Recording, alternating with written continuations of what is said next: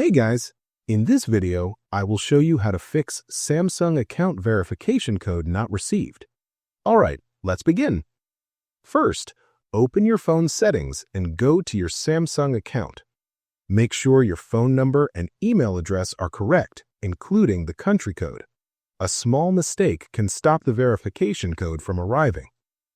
Next, open your email app and check the spam or junk folder.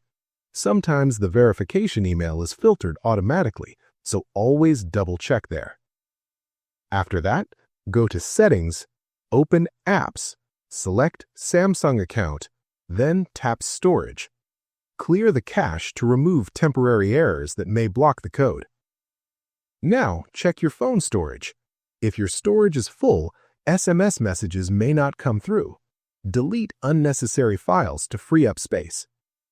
Finally, if you saved backup codes earlier, use one of the 8-digit codes to sign in without waiting.